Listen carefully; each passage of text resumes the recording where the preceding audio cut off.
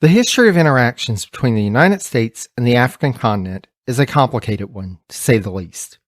On my podcast, The Presidencies of the United States, we examine how the various presidential administrations from 1789 onward, for better or worse, approached both domestic policy and foreign affairs. I work to dispel some of the misconceptions that have grown up around the institution and better understand the people and events that make up the history of the American presidency. The Presidencies of the United States can be found on Apple Podcasts, Spotify, Good Pods, and anywhere else fine podcasts can be found. Or you can go to the website at presidenciespodcast, that's all one word, .com. I hope you'll take some time after you finish this episode to join me on my journey through the annals of the past. Thanks so much.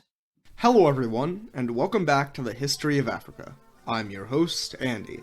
Last episode, we observed the Ashanti Kwaku successfully repair the damage inflicted on Ashanti governmental institutions by his predecessor. For the 3 decades since he assumed control over the Golden Stool, Kwaku managed to reinvigorate the Ashanti economy through a levying of gargantuan, unpopular estate taxes, the revenue from which was used to fuel a large-scale debt relief program for the empire's peasantry, and the importation of massive amounts of currency to counter deflation. To implement these unpopular but necessary policies, Kwaku assumed an ever greater degree of dictatorial power and military control over Ashanti civic life. In this episode, we'll see Kwaku put the Ashanti army to use for its intended purpose, as a minor dispute with the British colonial authorities to their south escalates into outright warfare.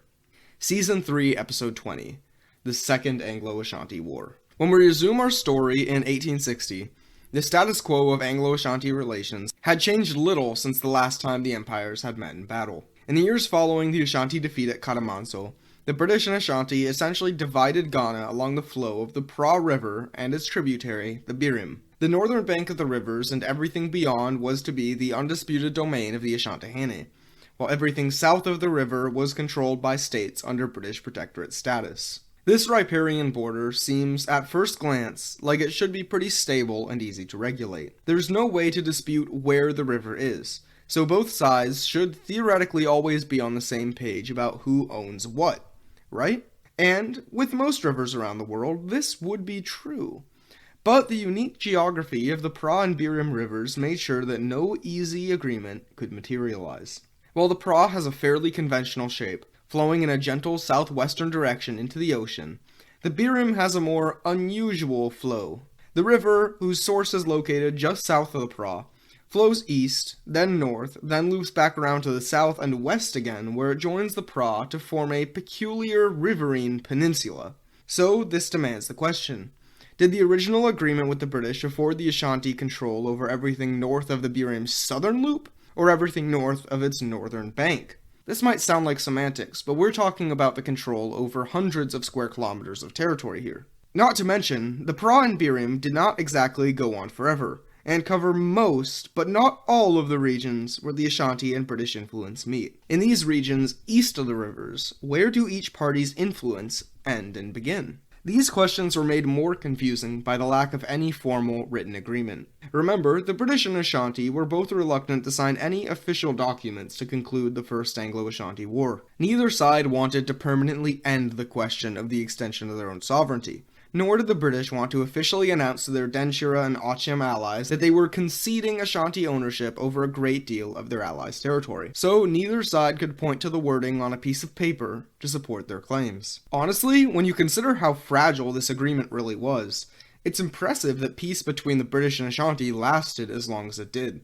Yes, it was an uneasy peace. The Ashanti feared British intervention during numerous occasions, especially during the crisis of the people of Juaben moving into Achim, and even mobilized for war. The British were equally paranoid, sending divisions to coastal Ghana on multiple occasions when they feared an Ashanti invasion. But at the end of the day, an uneasy peace was, well, peace. The successful maintenance of peace between the two empires is largely due to the somewhat pacifistic foreign policy of Kwaku. Remember, throughout his reign, Kwaku has dedicated most of his efforts to reforming and stabilizing his empire's economic and civic systems. Despite rising to power primarily on his military acumen in the first place, the only wars that Kwaku waged involved crushing rebellions, not any wars of expansion.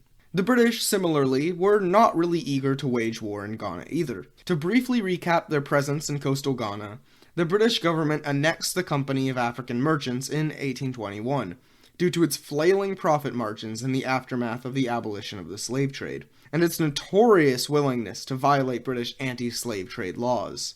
Following the First Anglo-Ashanti War, the British obtained full sovereignty over their own coastal fort, while also bringing the neighboring Fanti Confederation and several other coastal kingdoms under an informal protectorate status. The Fanti and their neighbors continued to exist as a separate state, and possessed local autonomy to pass laws. But in terms of foreign policy, their autonomy was largely reduced to listening to whatever the British said was going to happen, and then doing it, in exchange for promises of British military protection from any future Ashanti invasions. Throughout this period, the British had relied almost entirely on the locals to provide the bulk of the manpower for any potential war with the Ashanti. However, things began to change in 1834. That year, the British Parliament in London formally called for the abolition of the institution of slavery altogether. The millions of enslaved Africans in the British colonial empire were now slated for emancipation. The process, in order to avoid earning the ire of colonial slave owners, was made gradual, with a waiting period of 6 years, and with slave owners receiving compensation for their so-called loss of property. But it did happen. By 1840, slavery was now legally a thing of the past in the British Empire. The abolition of slavery in the British Empire would have enormous long-term ramifications for Ghana. These ramifications are rooted in the ideology of racialism. You see, in the 19th century, European academia was dominated by an ideology called racialism. Racialism is not exactly the same thing as its more infamous cousin, racism, but the two are closely linked. Racialist ideology posits that people from around the world, including people of African and European descent, are so immensely distinct in terms of biology that they should be classified as distinct biological races. This idea, of course, has since been thoroughly discredited by thousands of genomic studies which show that racial categories are largely superficial and arbitrary, and possess little basis in actual genetic or anatomical study. However, racialism remained dominant in European academia well into the 20th century. As a result, in 1840, European academia believed that it was simply impossible for a race like Europeans to survive in tropical Africa, which they labeled as the white man's graveyard. And it is true that the rate of deaths caused by tropical disease were tremendously high in European coastal forts in tropical Africa.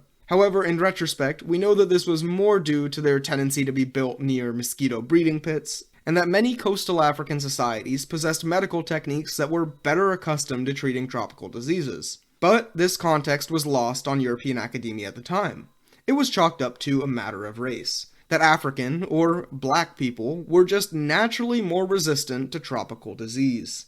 In previous decades, the British Empire did not exactly have access to large pools of manpower from African-descended peoples. Yes, there was a small population of free black people in the empire. With emancipation, however, there were now entire islands in the Caribbean full of African-descended people who, due to their recent enslavement, had little money and were eager to accept any position that could win social and economic advancement. So Caribbean recruitment into the military soared. Now, the British did have access to a large pool of military manpower who they believed to be viable for service in tropical Africa. The status quo of Anglo-Ashanti relations began to shift in 1844. That year, due to the swelling British military presence in the region, local kings felt more confident in depending on the British for military protection. Confident in this new structure, the colonial governor of Sierra Leone signed an agreement with 17 Fanti, Denchira, and Ga kings. Known as the Bond of 1844, this treaty formalized these kings' status as British protectorates, while also giving British soldiers the right to enforce trade duties on their allied kingdoms. It also gave the colonial government the power to mediate disputes between protectorate kings, and established a shared parliament for the local kings to create and debate legislation that would affect the entire British sphere of influence in coastal West Africa. These reforms succeeded not only in increasing British influence in southern Ghana, but also transformed the British presence from a vague patchwork of allies into a cohesive colonial government. In 1850, confident in this new colonial structure, the British Parliament agreed to release the coast of Ghana from the stewardship of the Sierra Leone colony for the first time, creating a separate colonial administration christened as the British Gold Coast. That same year, the British also made their first step, which began a long series of decisions which would eventually provoke the Second Anglo-Ashanti War. In 1850, the British government reached a deal with the government of Denmark. Since their own abolition of the slave trade, Denmark's colonies in West Africa had proven increasingly unprofitable. So, in exchange for a handsome sum of money, the Danish cut their losses and surrendered control over their zone of influence to the British. To Kwaku this was an outrage. For starters, the British had not consulted him at all before the purchase. And, of course they didn't, because he surely would have objected to it. Since the end of the First Anglo-Ashanti War, Ashanti strategy on the coast had revolved around the idea of playing multiple European parties off of each other. Since as long as anyone could remember, there had been at least 3 European companies on the coast: the British, Dutch, and Danish. This had resulted in a stable balance of power, where the Dutch backed the Ashanti, the British aligned with the Fanti, and the Danish remained neutral. With the Danish now out of Ghana, this balance was disrupted. Not to mention, the British now held control over much of southeastern Ghana, including 2/3 of the ever-important trading city of Accra. Sure, the treaty that ended the First Anglo-Ashanti War had guaranteed Ashanti merchants free access through British-aligned territories. But what if the British just decided to, violate that agreement? It was, by design, informal. So what was to stop the British from just declaring, actually, your merchants now can't access 2/3 of the Gold Coast? If the 1831 agreement failed, so too would much of the Ashanti economy. Not to mention that the Ashanti's greatest trading partner, the Dutch, was now partially cut off from the Ashanti. Apart from one road that connected the Dutch-controlled Ahanta region to Kumasi, the British sphere of influence in Ghana now enveloped much of the Dutch zone of influence. So if war broke out, the Ashanti would lose much of their access to their largest arms supplier. That was bad. Very bad. But here's the conundrum. The Ashanti economy was still barely emerging from an economic depression in 1850. While the potential threat of the British closing their roads to Ashanti merchants could be potentially disastrous, commencing hostilities with the British colonial government would only ensure that this became a reality. If this happened, all of Kwaku policies to right the Ashanti economy would be for nothing. Not to mention, the Ashanti was still rightly concerned about the stability of the Ashanti state should war break out. Not only would the economy implode, but the military would have to focus its efforts on fighting a war in the south. Given Kwaku unpopularity among Ashanti elites, the lack of an immediate military threats to keep these elites in line could ensure his downfall. So, despite posing a ticking time bomb for the Ashanti, Kwaku was reluctantly forced to accept the British purchase of the Danish Gold Coast. Over the next 3 years, British control in the south of Ghana continued to expand. Despite the colony's growing stability and territorial extent, its profits remained unimpressive. To generate more income, the British governor levied taxes on foreign trade for the first time in 1852, though exempting Ashanti merchants, with the tepid consent of the Council of Kings. When the tax did little to impact colonial financial fortunes, in the late months of the same year, the British governor decided to pass an incredibly controversial head tax. That is, a universal tax applied to every single adult living in the state. This tax sparked incalculable resistance from the inhabitants of the Protectorate kingdoms, especially those in the recently integrated territories. Not only did they now have to pay 2 sets of taxes, one to the British and one to their local king, but those from the former Danish territories, whose kings weren't among the 17 represented in the parliament, had no say in the matter. In 1853, the kings of the eastern coast rose up in revolt against the British administration. In a few skirmishes with British troops, they emerged victorious. And soon many local kings, even some of whom had initially agreed to the tax, joined the revolt. Surprisingly, the revolt was successful. The British were forced to retreat back to their coastal forts. However, these rebellious kings were not trying to break away from British sovereignty. No, the threat of Ashanti invasion loomed too large for that. Rather, they simply wanted to repeal the tax and reassert their own autonomy. With the nascent Gold Coast colony on fire, the British government demanded a change in strategy. Helping this shakeup was a change in British politics. While it's outside the purview of our podcast, TLDR, a new party in Britain called the Liberals formed, and for the first time in 1860, they won control of the national government. Along with this change in parties came a change in colonial governance. A new Secretary of State for the colonies was appointed, one Henry Pelham Clinton. Clinton, an experienced statesman, had a strange position in the British government. He was an opponent of colonialism, not for moral reasons, but rather for pragmatism, as he thought that colonies were more expensive and difficult to maintain than their worth. This was especially true for the Gold Coast, with its constant rebellions and ever-increasing demands for garrisons. Prior to his rise to the secretary position, he frequently stated that, if up to him, he would abandon the West African forts altogether. But upon assuming the position of colonial secretary, he didn't. His most adamant rationalization relied on a series of developments in the Western Hemisphere, namely the brewing civil war in the United States and the continued slave trading in Brazil. While Brazil had technically abolished their participation in the slave trade in 1831, this law was loosely enforced. In reality, Brazilian slave merchants continued to be the most notorious illegal slave smugglers in the world, and the government did nothing to cease their activities. Meanwhile, the brewing American Civil War also threatened to reinvigorate slave trading. The separatist nation, the Confederate States of America, was defined by its commitment to the continuation of the institution of slavery. It was widely feared that, should the Confederates win independence, such a state would be like Brazil, and not properly enforce its bans on international slave trading. And if we look at the statistics, Clinton was right to fear a resurgence in the transatlantic slave trade. The Atlantic slave trade, despite nearly 2 decades of decline, had suddenly resurged in the late 1850s, escalating from 7,300 people trafficked in 1855 to a terrifying 7-fold increase in 1859. Clinton, considered a progressive at the time, was genuinely principled in his opposition to slavery and the slave trade. Unlike previous British colonial ministers, all accounts, even those from the most rigidly anti-colonial scholars, admit that Clinton didn't see stopping the slave trade as a cynical excuse to capture the ships of rivals or expand territory in Africa, but as a genuine humanitarian mission. So, despite his misgivings, Clinton decided to maintain the British presence in southern Ghana to wall out Brazilian and, potentially, Confederate slave smugglers. As he stated in a private correspondence, "We have done or attempted to do too much or too little in the Gold Coast. I do not, however, think it possible to recede. The attempts now making by foreign nations to revive the slave trade would, if no other considerations interfered, render abandonment of our position on the coast impossible." For the Ashanti, the British failure to put down the 1853 rebellion was a clear sign of vulnerability. Obviously, if the British could be defeated by a group of ragtag petty kings and their militias, they would be no match for the Ashanti's disciplined army of professionals. Not to mention, by 1860, the economic state of the Ashanti Empire had improved considerably.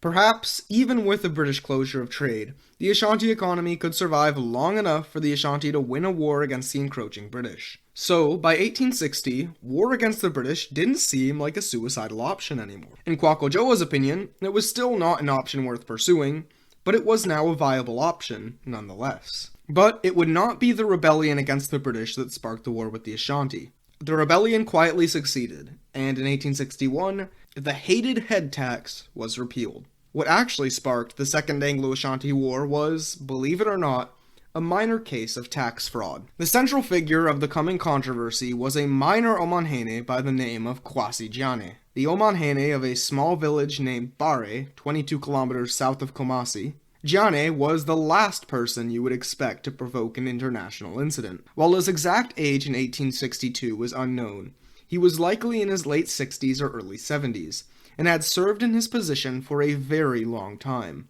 But everything began to go off the rails when an Ashanti soldier discovered a large gold nugget that Gyane kept in his residence.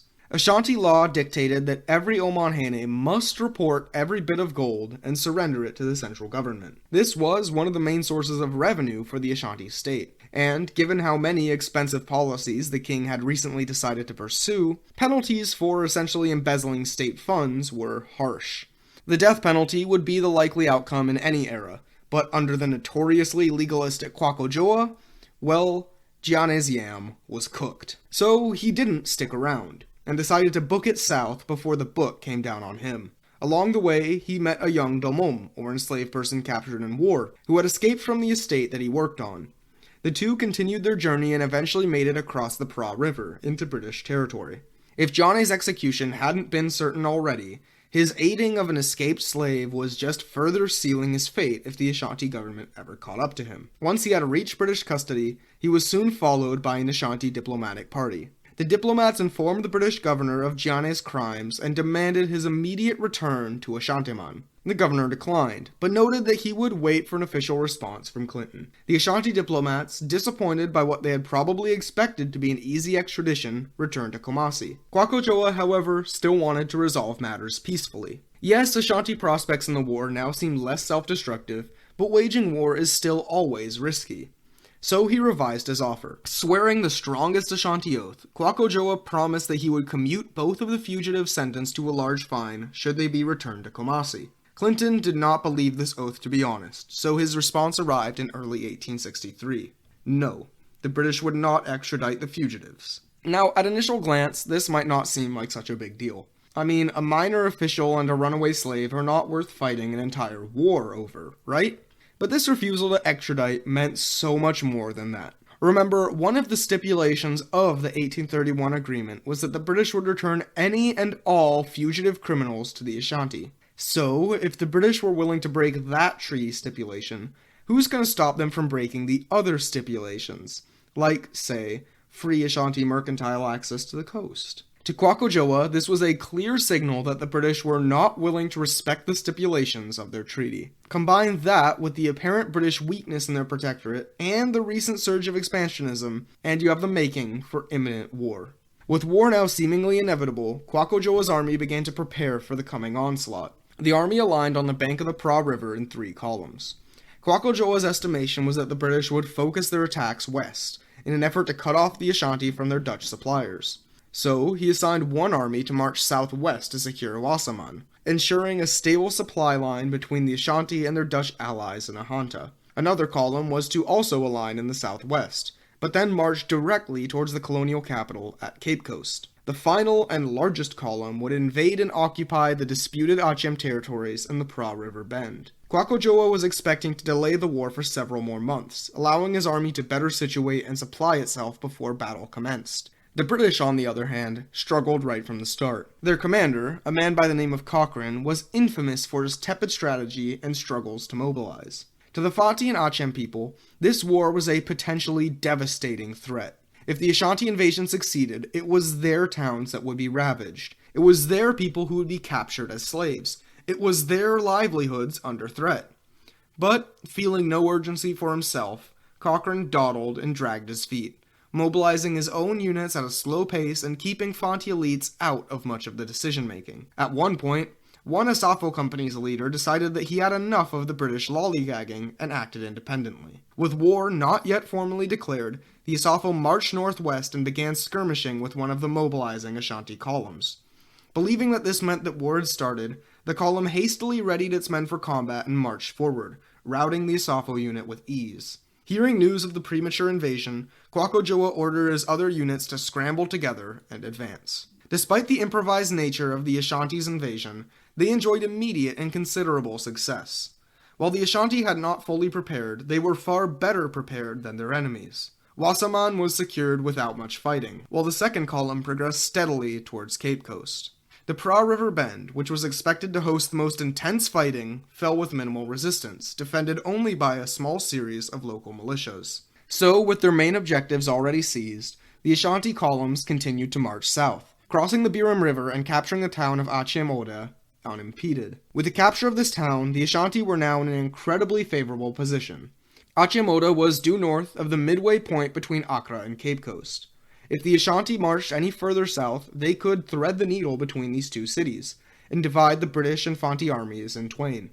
So, Cochrane decided that they could allow the Ashanti to advance no further. Accompanied by 2 Asafos, the Royal African Corps camped out at the town of Asikoma, or 27 miles south of Achem Oda. However, they underestimated the Ashanti's mobility, expecting that there was no realistic chance that the Ashanti could meet them in battle until the following evening. They were wrong. The next morning, the Ashanti army arrived at Asikoma. The British and Fanti, unprepared and caught in a disadvantageous position, were forced to quickly retreat south. With the Ashanti in hot pursuit, the British were forced to make a costly tactical decision. Rather than risking a potentially disastrous defeat if his army was caught from behind by the pursuing Ashanti, Cochrane ordered a few hundred RAC soldiers to stay behind and make a defensive stand against the Ashanti at a small village called Bobikoma. They were doomed to lose, but they would hold off the Ashanti long enough that the rest of the army could safely retreat, and hopefully most of them would escape too. The plan succeeded, partially. The Ashanti army crushed the force at Bobikoma with astonishing speed. The battle lasted all of 3 hours, with no British or Fanti survivors. The rest of the British and Fanti forces, though, managed to make it back to Cape Coast, but still suffered harassment from Ashanti scouts. With the British now unable to contest Ashanti control over parts of southern Ghana, the Ashanti army proceeded to ravage the territories of their enemies. The houses of Fanti elites were stripped of any valuables within, while many Fanti civilians were captured and enslaved. These last decades had been the worst-case scenario for the Fanti.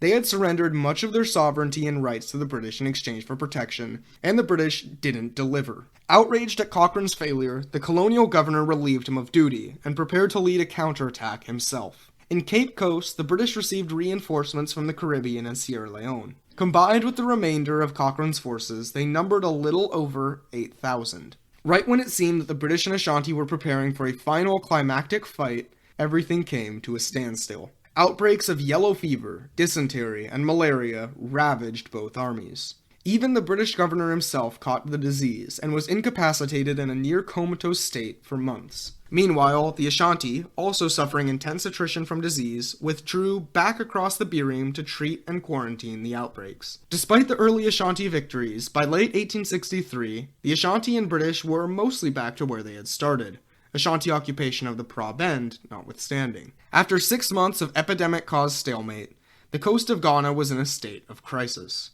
Disease was everywhere. Entire towns and cities were abandoned. Fanti confidence on the British protectorate was non-existent. Desperate to rejuvenate any support among the locals, the British government called for even more reinforcements, aiming to launch a counterattack and retake the Pra Bend. In January of 1864, the promised reinforcements arrived. The British set up a base at Praso, a small village just to the south of the Pra Bend. On the other side, Ashanti soldiers set up defensive positions and palisades. Both sides exchanged volleys of gunfire for weeks from defensive positions, rarely hitting their target, but with neither side able to cross the river. Meanwhile, the true victors of this conflict, yellow fever and malaria, continued to ravage both sides. The Second Anglo-Ashanti War had devolved from a one-sided rout during its opening months into an apocalyptic war of attrition. As 1864 came to a close, it became clear to everybody involved that this war would not produce a true winner. Fortunately, Kwaku early efforts to secure a stable supply line between the Ashanti and Dutch paid off, and the disastrous economic decline that many had feared would come with the war never materialized. But for how much longer could the Ashanti army stay in the field before political instability became a real hazard? And, not to mention, the never-ending battle at Prasu continued to gluttonously consume ammunition, powder, and most worryingly of all, men. Something would have to give, but luckily for Kwaku, the British gave first. If the Second Anglo-Ashanti War had taken a toll on the Ashanti, it had done so tenfold to the British and their allies. The war was growing increasingly expensive. While the Ashanti only had to ship supplies from Kumasi to Praso, the British had to sail supplies thousands of miles, then further struggled to make use of the poor infrastructure in southern Fanteman, far inferior in engineering to the Ashanti's roads.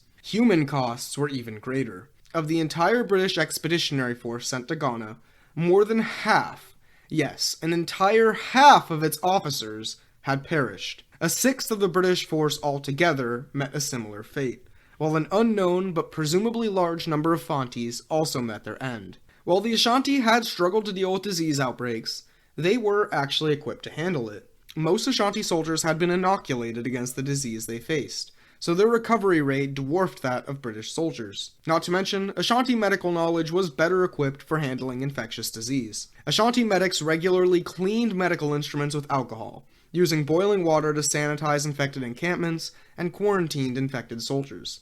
I talked a bit about how impressive Akan medical techniques were by the standards of the time in a premium episode a while back, with a well-developed model of germ theory that informed Ashanti physicians. Meanwhile, in Britain, germ theory was still considered a fringe idea. A British physician had demonstrated the veracity of germ theory back in 1854, but the idea didn't find mainstream acceptance until the early 1880s. British society at large still believed in miasma theory, which postulated that bad vapors from corpses and swamps were the cause of disease. The British Fanti allies, who, like the Ashanti, were aware of germ theory, tried to improve the sanitation of British camps, only to be reprimanded or ignored.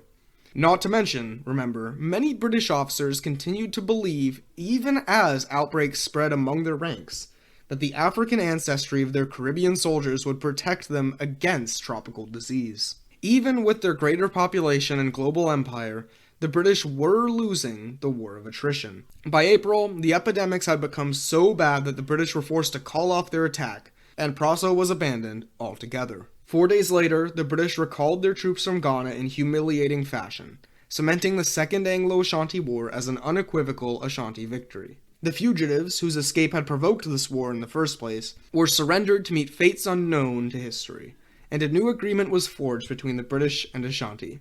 This new agreement curbed the decades-long trend of encroaching British influence on the Ghanaian coast. It reaffirmed the British responsibility to return any and all fugitives from the Ashanti Empire to Ashanti authorities, and, of course, reaffirmed unimpeded Ashanti mercantile access to the coast. But, most radically, it almost repealed the protectorate status over the southern coast.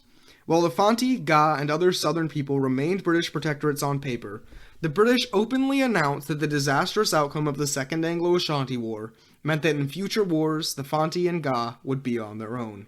This decision incited mass unrest in southern Ghana, provoking a straight-up revolution. Yes, a real revolution, with the bourgeoisie class of the Fanti overthrowing their local kings and everything in 1868. The Fanti Revolution, sometimes also called the Comprador Uprising, and the confederative state it created, is a fascinating topic, and will form the subject of our next premium episode.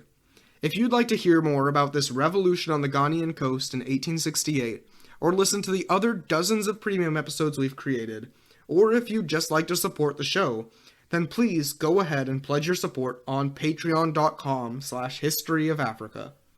And to those already supporting the show, thank you. The Asantehene Kwaku I passed away shortly after his victory over the British, at a respectable 70 years old. Occupying the golden stool for an impressive 33 years, his reign was the longest Ashanti kingship we've seen on the show so far, just barely surpassing the 32-year-long reign of Opokoware. If you examined Kwaku rule in a vacuum, without the context of what happens after his death, it would be tempting to declare him the greatest Asantehene of all time. Did Kwaku leave the empire in a better state than when he inherited it? Well, he inherited an empire ravaged by mismanagement by an incompetent predecessor, marred by economic ruin and civic instability, and rapidly losing control over its peripheral territories. By the end of his rule, the empire's economy was largely healthy again, and its army had even triumphed over their most powerful foe. Clearly an enormous success, right? But, well, we can't view Kwaku rule in a vacuum. While Kwaku inarguably proved effective at stabilizing his empire and its economy, hindsight tells us that the stability he created was a mirage, and that the force of his personality allowed the empire to persist despite its stability teetering on the precipice of collapse. While his reign brought peace, more so than any previous king, Kwaku eroded the institutions designed to preserve Ashanti long-term stability. The power of the Kotoko Council and the Ashanti parliaments weakened more under Kwaku eye than any other administration. Is this entirely his fault? Well, no. You could argue that some of the reforms that he passed through bypassing these institutions were necessary for the preservation of the empire. But it eroded these institutions nonetheless. And as we'll see, those institutions existed for good reason. Balancing a country's stability on the base of your personal power can bring short-term peace, but no personality lasts forever. What happens when that base of power collapses? The answer, as we'll see, is disaster. Join us next episode as the Ashanti Empire experiences a deadly massacre in its capital city, while the dangerous trend of succession disputes once again raises its ugly head. Thank you for listening to the History of Africa podcast. If you like the show and the free education we provide, then we would love it if you could support the show. You can do this through supporting us monetarily at patreon.com/historyofafrica, providing the show with a rating or review on whichever platform you listen on, or sharing the show with anyone who you think might be interested in learning more about African history. This episode is brought to you by our supporters on Patreon, including Naomi Kanakia, Iofagbamie, Kevin Johnson, Morgan Blackmore, Sarah Mpenza, Tobias Tungland, Dimitri, Emmanuel Zaudi, Alexander Travis, Bibi Milliam, Conrad Schwenke, and Travis Bell, among others. Thank you all for supporting the show. It really means a lot.